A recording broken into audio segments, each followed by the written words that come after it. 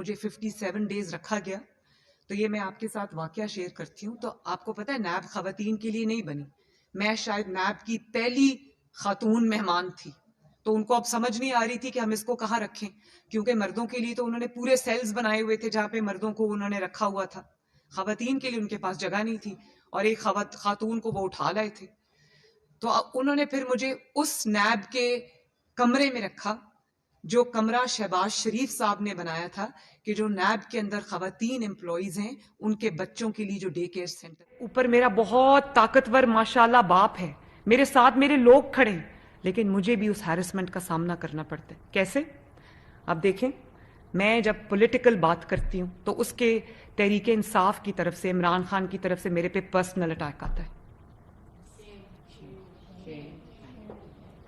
وہ کیا بات کرتے ہیں؟ وہ میری شادی پہ بات کرتے ہیں، حالانکہ میری شادی میرے والدین نے، میرے دادا دادی نے بڑی دھوم دھام سے کی تھی ماشاءاللہ، اور آج تک میں اس شادی کو نبھا رہی ہوں. یہ بڑی بات ہے.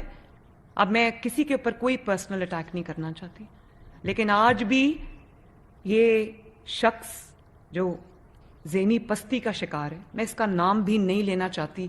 میری بطور خاتون انسلٹ ہے کہ مجھے عمران خان جیسے شخص کا نام لینا پڑتا ہے. لیکن کیونکہ مسائل کا ذمہ دار وہ ہے تو مجھے اس کا نام بامر مجبوری لینا پڑتا ہے، ورنہ بطور خاتون میں اب بہت بار کہہ چکی ہوں کہ میں ایسے شخص کو اپنے گھر کے دروازے سے اندر نہ آنے دوں. وہ کیا کرتا ہے؟ بھئی میں پولیٹیکل بات کرتی ہوں، تم پولیٹیکل جواب دو. وہ جلسوں میں کہتا ہے مریم نواز تم میرے اتنی بار نام لیتی ہو کہ تمہارا ہسبینڈ کہیں ناراض نہ ہو جائے تم سے. آپ امیجن کریں آپ اس بات کو کہ میں اس کی بیٹی کے برابر ہوں. آج وہ اس خوف سے کہ وہ پکڑا نہ جائے تو وہ بزرگ بھی بن گیا ہے، وہ معذور بھی بن گیا ہے، وہ 72 سال کا بھی بن گیا ہے. جب بیٹیوں جتنی عمر کی خاتون پہ آوازیں کسنے کی بات آتی ہے تب تمہیں اپنی بزرگی یاد نہیں آتی؟ دیکھا ہوگا کہ جب مشرف نے ٹیک اوور کیا اور پاکستان میں چوتھا کو ہوا تو مسلم لیگ نون کے اندر جو خاتون سامنے آئی سب سے توانا آواز بن کر، اور اس دیکھیں ڈکٹیٹرز کو اس کا سامنا کرنا کوئی چھوٹی بات نہیں ہے. اس وقت وہ خاتون تھی کلثوم نواز شریف.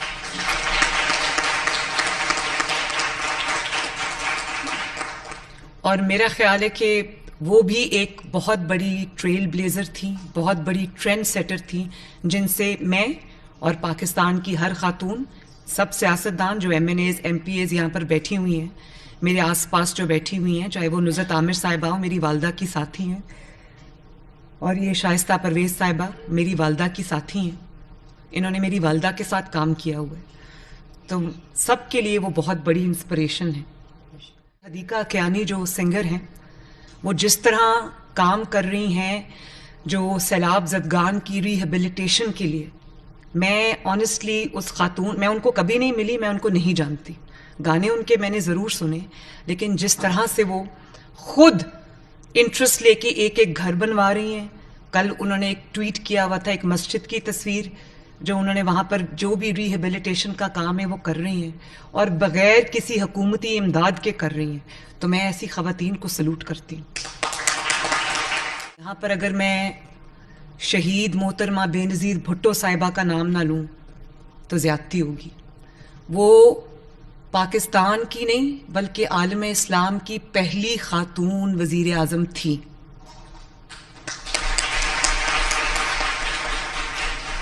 اور میرے لیے، آپ سب کے لیے، پاکستان کی ہر خاتون کے لیے وہ ایک ٹریل بلیزر تھی، ٹرینڈ سیٹر تھی، اور وہ خاتون تھی جس نے وہ گلاس سیلنگز جو ہے نا ان کو توڑا اور آگے آئی اور دوسری خواتین کو حوصلہ دیا کہ خواتین اگر کوشش کریں، محنت کریں تو اس مقام تک بھی پہنچ سکتی. خواتین کو ان کا حق نہیں ملتا جس طرح سے ملنا چاہیے، وہ مواقع، وہ وسائل بھی ان کو نہیں ملتے.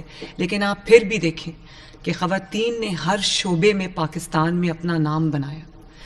آپ یہ دیکھیں کہ عورتیں جو ہیں وہ ہماری خواتین، پاکستانی خواتین پائلٹس بھی ہیں، فائٹر جیٹس بھی اڑاتی ہیں، اور ماؤنٹینئرز بھی ہیں، پولیس فورس میں خواتین ہیں، اور وہ جب پولیس فورس کی خواتین یونیفارم میں ہوتی ہیں تو میں جب بھی ان کو دیکھتی ہوں تو میرا دل بہت خوش ہوتا ہے. آرمڈ فورسز میں خواتین موجود ہیں یونیفارم میں، جب وہ اپنے ملک کے لیے خدمات انجام دے رہی ہوتی ہیں تو پاکستان کی ہر خاتون کا جو سر ہے وہ فخر سے بلند ہو جاتا ہے.